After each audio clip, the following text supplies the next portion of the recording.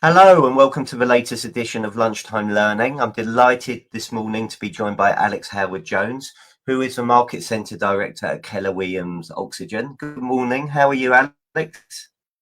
I'm great, Stephen. How are you? I'm really well, thank you. So thank you for coming on. So how did it all start for you, Alex? How did you get into agency? So interestingly, it was all by accident. So I trained as an accountant in corporate, and when I had my daughter, I just couldn't balance the hours to go back to that after my maternity leave. So I took a few years off to be with her. And when I was thinking about re-entering the workforce, a local agent had just set up a very small startup agency in my village. And being somebody that really loves business in general, I contacted him to sort of help him out, and it really grew from there. Fantastic. So coming back to your accountancy days then, what lessons did you learn from that have been useful in agency? Well, the reason I sort of started working with Tim in Caversham, I used my financial background to say to him, look, I can really help you with the numbers and understanding, what you're spending on your business, play a bit of red light, green light, and help you from that perspective of things. So that was what I went in to do. So I'm really passionate about, all agency owners really knowing their numbers and making sensible decisions because um, I find that a lot of people aren't maybe practicing good habits at home with their personal finances, and that can bleed into their businesses. So I really think that that's a key element of running a business is knowing your numbers and being sensible with your finances. Actually, that's a really good point. So I've been into a lot of businesses and I've got an action plan as to, let's work out where you are and where you want to get to. So let's start with your numbers. And they look at me if I'm an alien from outer space. What do you mean my numbers? So why do you think it's so important for agents to know their numbers? And what are the key metrics that agents should be looking at? Obviously, it depends on where you are in your journey. For agents just starting out, you really need a solid plan to keep you focused on the numbers that you're hoping to achieve in terms of your commissions that you're earning. So, how much you want to earn at the end of the year will bring you back to a number of listing appointments that you need to secure to secure the number of listings you need. So, I think starting out a business plan with numbers like that is very, very important, as well as what your initial costs are going to be. I don't think that people expect as many costs as they incur in their first year of business. And it's a bit of a surprise to them. So we try to be really transparent and say, look, have you thought about your compliance costs? Let's help you there. Stationery, what can you look to expect to spend on marketing and canvassing your farming area? It all adds up. Your Canvas subscription, that there are so many little things that a lot of people don't think about. So that's maybe for an agent that's just starting out. In terms of an agent that's already in business, it's very easy to bury your head in the sand. So what I say to a lot of agents that I work with is, you sort of need to almost get on the metaphorical scales. It's like at the start of a new year, weigh yourself before you start your diet so you can track improvements and actually, make change for the better. If you don't know where you are, you don't know where you're going. What gets measured gets managed. Exactly that. Okay, lovely. So I just want to come back to after you had your daughter and then you went to Tim and you asked him for a job. Was that getting out of a comfort zone? Because a lot of people, are afraid to ask. So whether it's afraid to ask for business, whether it's afraid to do videos, whether it's afraid to get in front of people, whatever it is, how do people get out of their comfort zone? My favorite sort of motto in life is don't ask, don't get. If you don't ask, you're never going to get anywhere. So you do have to put yourself out of your comfort zone and float certain ideas to people.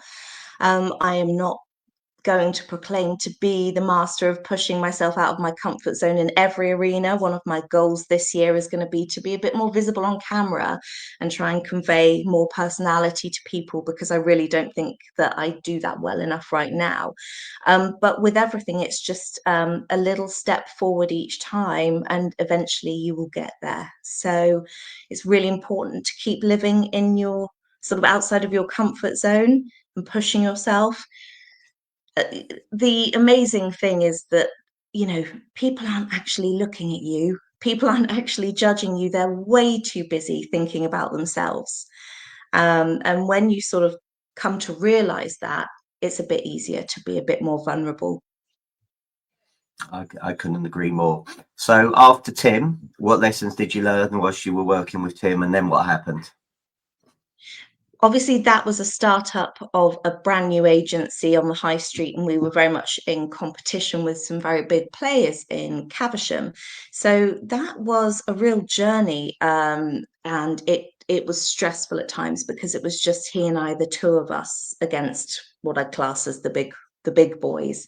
But we led with very solid principles and morals, in terms of how we valued properties uh, correctly and honestly, and how we very much led with the truth in all of our dealings. And Tim was certainly or is, sorry, a very matter of fact and an open guy. So that's really what got people in the area to start to look towards that agency. And he's done a brilliant job since. But I say the lesson I would have learned there would have been the absolute intensity of peddling and peddling and peddling to grow a business and to establish a foothold in the community. Okay, so I got a couple of questions from what you said there. Obviously, in your new startup, whether you're with Tim or whether with your Kellers, lead generation is really important. Getting Yeah. yourself known out there in the community, and you mentioned community. How, what tips can you give to people that are watching this, that if they're going down the self-employed model, or actually they're just starting up themselves, where are they going to get those properties from? What lead generation should they be doing, and what should they be doing with the community? So our advice to our agents who are onboarding is that lead generation is absolutely your primary activity with your business, and you should be doing at least 2 to 3 hours a day of that. But it covers quite a broad variety of areas. So you're looking at things like targeting on the market properties, you're looking at networking, social media, database, building your database. So there's lots of ways you can do it. And we tend to recommend our agents to look at their strengths and things that they enjoy doing, because if you focus on those areas, you're more likely to do more of it and achieve better results. You've got to be visible and you cannot be shy. So we were just talking about pushing yourself beyond, your boundaries. You need to get into the community and start talking more. And you can start small and, start by creating online conversations, perhaps in Facebook groups, or Instagram, or wherever it is that you happen to already be in the social media area. And hopefully, eventually, you can start to develop that into face-to-face conversations. Start with your high street, go and introduce yourself to all the other small business owners who are going to appreciate what it is you're trying to do, and support them and come from a place of service to them, because it should reciprocate back at some stage. But also getting involved in your community, uh, in things that you feel passionate about. So, I'm very passionate about helping food banks and homelessness in the local area. So, really go deep into your passions, because one of the beauties of working for yourself is that you can manage your time so that you can take part in philanthropic activities that are going to make you feel really good, right? Because we want to make money, definitely, but to be able to give things back feels really good. Good. Look, I know from my experience, I love what you're saying there.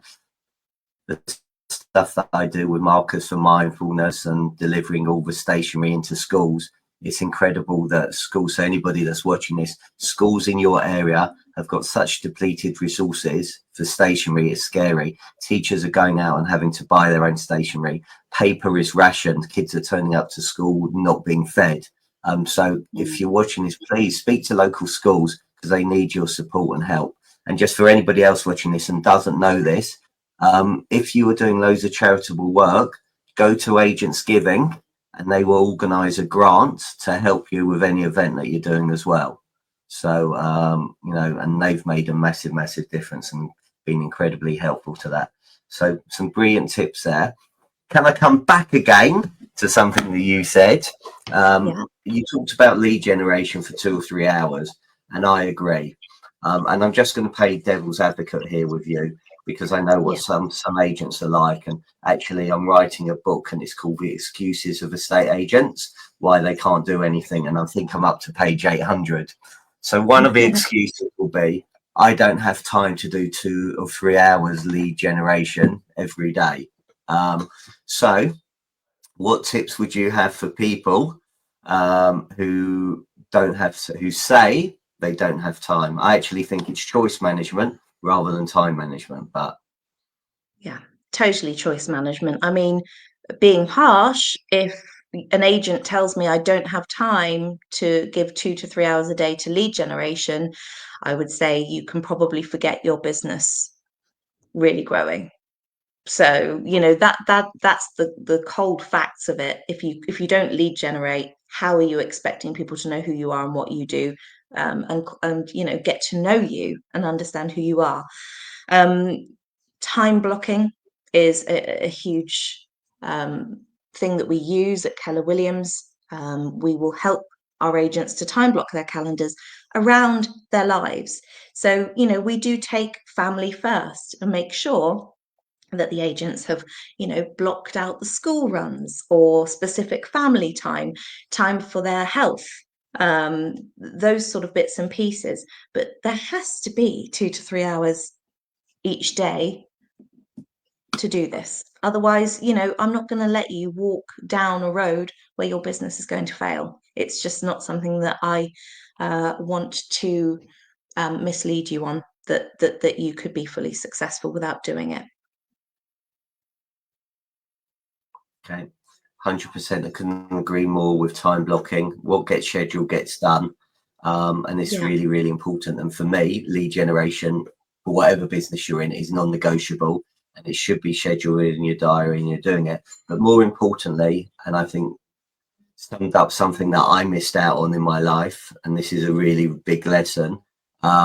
So I didn't see my kids through school, go to their school events, their sports days and whatever, because I didn't block that out. And only when my late wife had cancer, and I had 9 months off part-time, did I then realize what I missed on. And I think that's such a big thing that you said, so for anybody watching this or listening to this, don't miss out on your kids, and all their events and stuff like that, because you don't get that time back. Don't have regrets. And I think that's really, really important. Really important. Please don't. I mean, let me just say on that, I did a bit of an Instagram video a long time back now, just explaining who I was and where I'd come from in the industry. And I literally cry, Stephen, sometimes when I realize that from my daughter being 4 to when I joined Keller Williams when she was 14, I didn't attend the plays. I couldn't, I was working with people that just couldn't give me that time out of the office. And I understand that to a degree, but it is my biggest regret in life. I can't get that time back. And so, yes, if you can, then do. Sorry, that's a cough, not a cry. I think that's no, that's fine. I think that's a brilliant point. And I think, for anybody just watching this, if that's a one thing you take from this today, it is so, so important. And already you've shared so much gold. So thank you. I want to come back to something else that you said, when you were setting up that business, and you talked about stress. Mm. And being an estate agent is very stressful. Yeah. What tips would you give for agents out there to deal with stress? Okay. One of the things that I was actually really keen to talk to you about today, because it was on the top of my mind, is toxic positivity. Okay. So, particularly in the self-employed space, we obviously are entrepreneurial people who are very motivated to build something amazing for ourselves. And I love that. Don't get me wrong. But I feel like there is a lot of shouting about what goes well and is amazing, but perhaps not some more candid honesty about the harder parts, the pitfalls, and the days when no, you haven't gone on the 5K run and smashed out an hour of lead gen before breakfast. And we've got Blue Monday coming up around the corner, and I really wanted to sort of share the message with your listeners or your viewers that you know we we don't have to be doing it all of the time. Give yourself a little bit of grace. Please give yourself a little bit of grace. You will burn out if you don't. I think it's so important because we're constantly surrounded looking at people that are doing XYZ, and they seem to be doing it quicker than us and better than us. And it's not true. It's not, don't believe what you see out there. Just keep your head down and focus on what you're doing, and keep your health and your mental well-being really top of mind. If you need to step back for an hour, if you need to stop your runs for a week, whatever it might be kind to yourself, and be kind to the way you talk to yourself as well. Your inner voice really, really matters. I read a book once that said, talk to yourself how you would talk to a child, not how you talk to yourself now. 100%. Thank you for sharing that. So one of the things that I like about Keller Williams, and I read Gary Keller's book, is you've got loads of touch points throughout the customer's journey. So one of the things that I found in the UK is that we are way too transitional. So we sell a property and that's it, and then buyers go into witness protection. They never get heard of from their agent at all. So would you mind sharing some details about the various touch points and how, as agents, they should be staying more in contact, and what sort of things that you do, if you're happy to share those? Sure. First off, to say that today's buyer is tomorrow's seller. I'm really sometimes very disgusted with the way that I see buyers being treated by agents. Yes, we work for our sellers. Of course, we represent our sellers. That's what we're paid to do. But buyers are humans too. And a little bit of good treatment goes a long way. So, don't dismiss the opportunity that you have with buyers that present themselves to you. In terms of touch points, yes, we are very strong on creating what we call campaigns that deliver touch points in a sort of automated way. And those do the heavy lifting for the agent in terms of their lead generation. But I would not rely on those solely. I don't want everything to be automated. At the end of the day, people can tell the difference. So we're very lucky within our sort of database software that we can prompt ourselves to personally add in some human touches as well, and some human elements. So, I can get an email to my inbox to remind me to check in with my buyers of 8 weeks ago and see how they're getting on with the house, and did they have any other questions for the owners. But a relationship between an agent and their clients should last a lifetime. And it should feel really nice and easy. I think so many agents feel scared to pick up the phone to a name in their database. But if you're doing it right from the start, you wouldn't feel scared at all, because you will have had some very in-depth conversation and know them very well, and they will know you very well by now. So it wouldn't be, Alex, why are you calling me? That it would be a natural conversation. Oh, when we last spoke, you just broke your ankle. How's it doing? Are you back Are you back at the gym? Whatever it is. And you know, the good old Rolodex of days gone by, use your database system like that. Really make detailed notes. You know, you're never going to remember everything in your head. So if you need to write down the name of someone's dog or a little bit of your last conversation so that you can read up on that before you go ahead and make contact, you're going to come across a lot better. They're going to feel very much an important person in your life, in your business. 100%. And I just want to come back to you, something that you said about buyers being future sellers. So I was with my son last night and he's looking to buy a property. And I said, how's it been? So he said, you know what, estate agents are so frustrating. I phoned 5 estate agents, 4 have promised to call me back. I'm still waiting for those 4. And it's, you know, it's crazy. He's ready to go. And then the one he spoke to literally said, just totally got all the information wrong. So I mean, it's scary out there, what's going on. So that's my post of the morning on LinkedIn coming up, I think, about how people are being treated. And you know, so look, I know there are exceptional agents out there, but again, it comes back. Here's another excuse. I don't have time to call all these buyers. It's the new year. Everybody's been calling in. They've all decided they wanted to buy, but actually, you know, they're a person. They're looking to buy. You know, what are you doing to help them? So it does scare And this is me. your business. So how can you sleep at night knowing that you haven't returned that call? You are only as good as your last interaction with anybody. You know, if you're bad news spreads much quicker than good news, right? So just be there to respond to the clients first and foremost. Other things can wait till later. You can put other things on the back burner, but responses are critical. Be on it. 100%. So another thing that I like that you're doing is a monthly book club. So would you like to share some details of that? Yeah, so it really started with one of our agents, Dylan. He and I ran a book club for the millionaire real estate agent for Keller Williams agents. And we just sort of broke the book down and got through it, really shared loads of insights between us.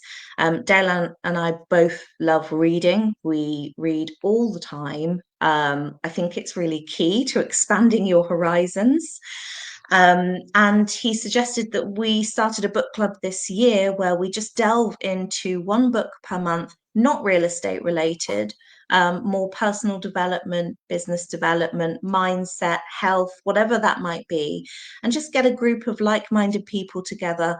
It doesn't matter where you're working, whether you're in real estate or not. If you like reading these type of books and you like conversation, then we have a monthly Zoom at the end of the month and break it down and just share how we applied the book to our lives and what it did for us.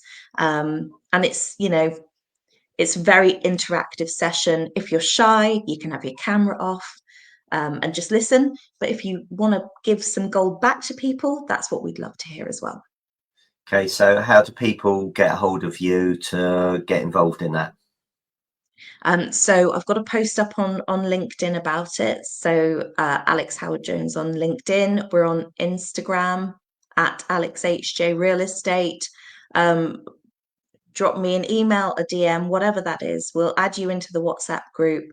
It's a very friendly atmosphere. Everybody is just there to learn and share.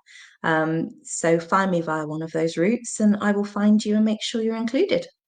Okay, and for some people who don't like reading but like to find stuff, there's something called Blinkist that's out there, which actually summarizes all the books as well. So you can, if that book that you and I think you've done Atomic Habits, and I'm sure Atomic Habits is on there. So you know, again, you can still go if you don't like to read, but the whole book, it summarizes it great, and you can still join in the conversations anyway, to help you. And Audible, you know, if you're not a visual reader but you're in the car a lot or you know, you're listening while you're cooking, Audible, listen to the book or just come to the book club and just get the highlights from us. Even just the highlights is going to help you to apply something to your life or your business. Okay, so a couple of things. Firstly, if you had to choose 3 books, what would you advise people?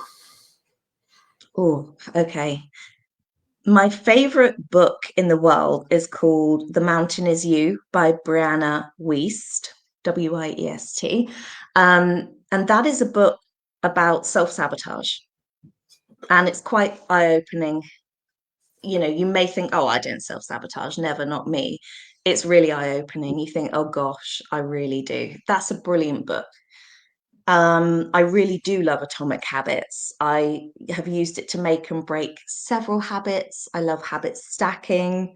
That makes my life very pain-free because I'm quite scatty-brained, to be honest with you. So actually, habit stacking really works for me because I can just do something without thinking about it. Third favorite book, I'm going to say. I'm going to say The 7 Habits of Highly Effective People. It's a classic. Stephen Conroy. Mhm. Okay, great. Thank you. Sorry for throwing you in the deep end there with that one. You could see the cogs whirring, couldn't you? I could, and I can see all the books behind you as well, so I can see you. Well, You these like are them all. these are all cookbooks. They're So all actually, I've got a okay. whole dresser full of cookbooks. That's my little side passion. Fantastic. Okay, so one of the things that you talked about actually was so it's great reading, but the best people I know are the ones that take action and implement stuff. So Yeah. how do you get people to actually take action, be accountable for their actions, and more importantly, implement it? Okay, great. So I love that you raised that because taking action is just the one thing you need to do from sort of any session that you attend, any learning event you attend, any podcast you listen to, any book you read. Ask yourself, what is the one thing that I've taken from this, and how can I implement it in my life? Because that's the one thing that resonated with you. Don't just let it pass you by.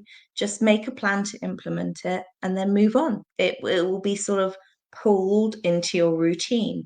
So, you know, with our agents, I will always say, you know, at the end of a session, what is the one thing that you're taking with you? Please go away and just do that. We go to an event every year in the States called Family Reunion with Keller Williams. It's amazing. It's a 5-day conference with courses coming out of your ears. I mean, you fill notebooks with notes. There is so much gold. And I came back last year and it was my first family reunion. And Claire Redding said to me, just take your 3 biggest things because you're never going to get everything out of that first time round. So, yeah, those 3 things you take action on, and then you know you can refer back to the rest, but I think it highlights what resonates with you most. Accountability wise, we every agent in our market center has a call with a member of the leadership team once a week, and it's a half an hour session which is dedicated just to them and their business, and we can talk about whatever they want. If they've got a problem they need to troubleshoot, we'll tackle it. If they've had a really bad week and they just want to cry, they can cry. But also that call we use with most agents for accountability. Obviously, we have to ask your permission, you know, to be an accountability partner. Does that relationship work between you and me? Can I hold you accountable? Will you listen to me? How hard do you want me to go with this? But that weekly check-in really, really helps all of us. And, you know, I have an accountability call with my coach. So coaches need coaches. And everybody really needs accountability. I can't pretend that there is anybody out there that doesn't. I couldn't agree more. And again, for anybody watching this, you've got Agents Together. So, you know, if you want to get in contact with Agents Together and have a look at that, they provide mentoring as well. So I would definitely get in contact with them. Final thing I want to speak to you about is I know you're in a Women in Business group. So why is that so important to you? And again, how do people get involved more in that? So I know we've got the women in the estate agency group, we've got women in residential property. So we've got Verona Frankish, who runs one, Nicola Bruman runs the other, which are all amazing groups. So, you know, if you are a lady watching this, you know, please get in contact with them, because I know, you know, it's fabulous what they're doing. Yeah, I don't want to jump on my soapbox. And I will be really frank with you. For quite a long time, I felt that feminism in the workplace was perhaps, it didn't need to be so loud. And I know that sounds terrible, but you know, I know many amazing men that I work with. So, you know, I don't think it needs to be just all about the women. But it is really apparent to me now, especially, that there's still a lot of sexism in the workplace. There's still a lot of sort of unfair treatment of women. And as women naturally, and I hate to, what's the word I'm looking for? I hate to be sort of very general when I say this, but we suffer a lot from imposter syndrome.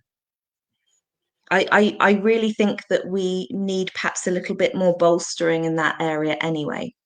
But to be frank, I had a not very nice incident a couple of weeks ago. I received a call off of a sold board in my area, from a gentleman who said some quite explicit things to me.